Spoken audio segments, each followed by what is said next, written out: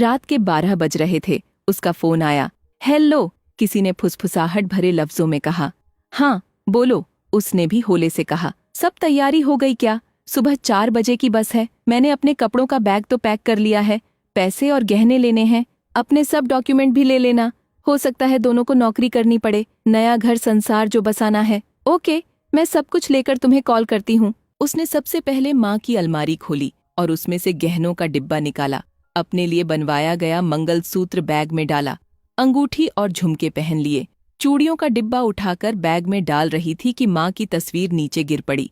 उसे याद आया, माँ की बरसों की इच्छा थी सोने का चूड़ा पहनने की, मगर जब पापा का एरियर मिला था तो जो चूड़ा बनवाया गया वो माँ ने ये कहकर उसके लिए संभाल कर रख दिया था कि जब बिट्टू इंजीनियरिंग करके नौकरी लग जाएगा तब खूब सारे बनवा लूंगी।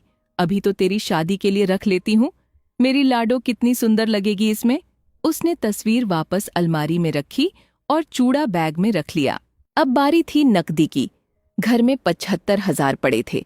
पापा कल ही बैंक से एजुकेशन लोन लेकर आए थे। बिट्टू का IIT का दूसरा साल चल रहा था। घर के रुपये पैसे का हिसाब और चाबी उसी के पास रहती थी।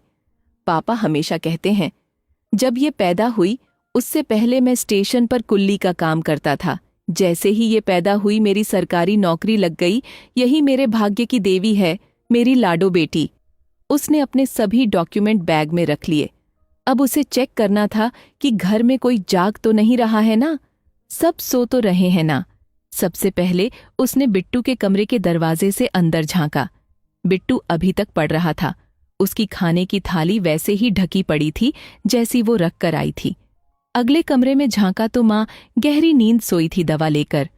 माँ हमेशा कहती हैं, इस दवा में कोई तो गड़बड़ है जो नींद बहुत आती है। ये मुई शुगर भी बुरी बीमारी है, लगता है खत्म ही नहीं होती। दरवाजे की झिर्री में से पापा दिखाई दे रहे थे। वो अपनी वर्किंग टेबल पर बैठे व्यापारियों का बही खाता तैयार कर रहे थे। अभी कुछ दिन पहले ही उन्होंने ये नया काम ढूंढा था।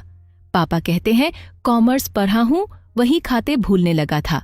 चलो इससे भूलूंगा भी नहीं और एक्स्ट्रा इनकम भी हो जाएगी। सब अपने काम में व्यस्त थे। वो अपने कमरे में आई और उसे फोन लगाया।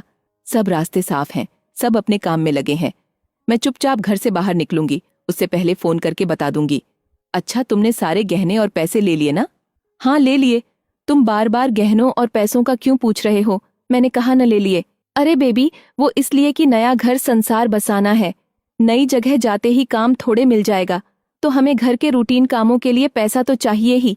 मेरा मोबाइल भी बहुत पुराना है, मुझे नया मोबाइल भी लेना है। और फिर मैं कोई न कोई नौकरी पकड़ लूंगा जिससे हम आराम से जिंदगी गुजारेंगे। सुनो, एक बात पूछूं? क्या तुम में इतनी हिम्मत नहीं कि मुझे कमाकर अपने पैसे से रख सको, खाना खिला सको? ऐसी बात नहीं है बेबी, तुम बिन रहा नहीं जाता।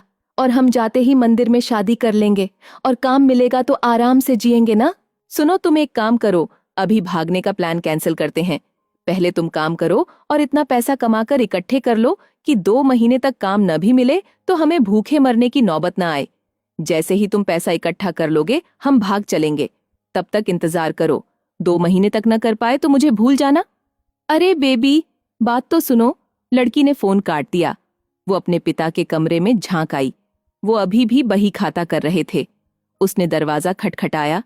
क्या बात है लाडो, सोई नहीं तुम? पापा, एक बात कहनी है। कहो लाडो। पापा, जब तक बिट्टू की पढ़ाई पूरी न हो मैं नौकरी करना चाहती हूँ। मेरी पढ़ाई पूरी हो चुकी है। घर में बेकार बैठने से क्या फायदा? घर में 2 रुपये जुड़ेंगे ही। उसकी बात सुनकर पापा ने लाडो के सर पर स्नेह से हाथ फिरा दिया। पापा बेटी दोनों की आंखें नम थीं।